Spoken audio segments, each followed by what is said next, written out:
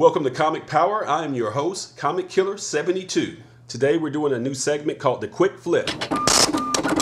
In comic book investing terminology, the quick flip normally means you have something for a very short period of time that you sell for a profit and had no intention of holding it for the long term. At my channel, I'm going to incorporate the phrase quick flip and make it mean real down and dirty, real fast information about this channel and other comic book news. Today we're going to do it in 6 minutes, 46 seconds. Okay, now that you understand, let's go ahead and get right into it. If you already haven't heard, James Gunn, the director of the Guardians of the Galaxy franchise, has been fired. It turns out some obscene tweets that he made back in the past have surfaced. In his defense, he claims the old tweets were satirical. I'm not going to post them here. If you want to dig them up, I'll put a link in the description where you can find them. Unless he said something stupid like Hitler was right, then he should be able to keep his job, don't you think? Well, it's not that simple. Marvel is owned by Disney, and you know they have to look out for their image. And the question is, will the franchise suffer in his absence? And I don't think so, because they've already set down a template of what's going on with the Guardians of the Galaxy. And remember, Marvel has this not-so-secret weapon called Kevin freaking Feige, who's the president of Marvel Studios, so he'll keep the machine running and hire an upcoming director under the pretense that they will continue what Gunn had already started. So relax, Guardians will be just fine. After Avengers Age of Ultron, Marvel parted ways with Joss Whedon, and the Avengers saga is now being directed by the Russo brothers. It hasn't lost a step, it probably has gotten better. So it appears we're moving on, there's no more James Gunn, but haha, there's a monkey wrench. The cast of the Guardians of the Galaxy is fighting for the director, sort of like a head coach that got fired and his players are sticking up for him. And those actors released a joint statement. Bradley Cooper, who does the voice of Rocket Racoon, Chris Pratt, and Zoe Saldana, and the rest of the cast released a joint statement in support of their director. The question is, would they go on strike from Guardians 3 to get their director back and test the power of the actors to see if they can get Disney to cave and rehire them? I would say no. It would be embarrassing for Disney to admit they made a mistake. And any actor that claims they want to sit down and not be in it, Disney will show them the contract and say, we will sue you out of existence if you don't show up for work. It's called breach of contract, and you have one. So things just got more interesting. We'll see what happens next. So you know what's next. Next up is the speculation pick of the week. And for August 1st, 2018, the pick of the week is Infinity Wars #1 from Marvel Comics.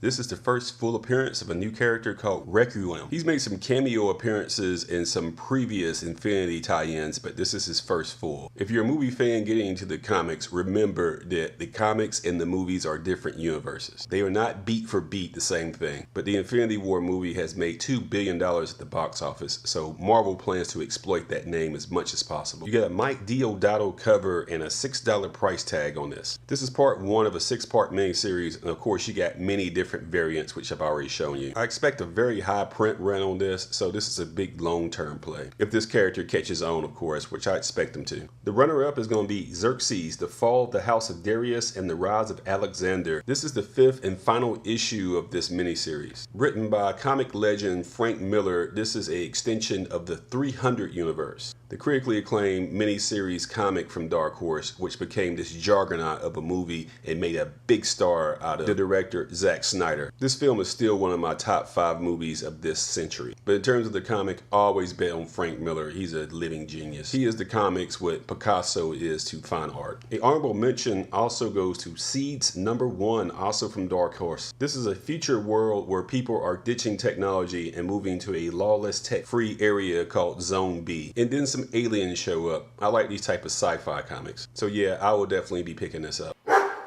Next up is another episode of Over Under. This is where I pick a book I think is overvalued in the back issue market and one I think that is undervalued in the back issue market. Today, we're going to stick with the Silver Age and we're going to concentrate on Daredevil, the blonde superhero who's a vigilante, also known as the Man Without Fear. First, the over, and that's going to be Daredevil #7 from 1965. This is the first meeting between Daredevil and Namor, and it's valued at 9.8 at $190. $190,000. I get it, this is the first time he met the Submariner, and Daredevil wasn't selling very well back in those days, so I imagine this is pretty rare. And this crossover doesn't really bring the bang. Namor is one of Marvel's most enduring, long-lasting characters, dating all the way back to the golden age when Marvel was known as Timely Comics. But in terms of sales as a franchise property, at best he's a C- character, and Daredevil is a C+ character, so I don't see why their meeting would be almost 200 grand to have for a 9.8. That's way too high. The undervalue is going to be Daredevil #1 from 1964, and 9.8, this is only valued at $72,000. This is the first appearance and the origin of Daredevil, aka Matt Murdock. Let's face it, the live action movie starring Ben Affleck was pretty lousy, but the Netflix series, which has done 2 seasons, was pretty damn good and made you get your popcorn ready. It definitely rehabilitated his image in the larger scheme. And once again, thanks to Frank Miller, who definitely upgraded this character in the 80s. He made it darker and grittier and introduced characters like Elektra, you know, the anti-hero temptress that is sometimes foe and sometimes love interest. Batman has Catwoman, Amazing Spider-Man has Black Cat, and of course Daredevil has Elektra, who along with the Punisher popped up in season 2 of Daredevil on the web series. Back to issue #1. I know that Daredevil is not going to fetch Spider-Man type of money for his first appearance, but come on.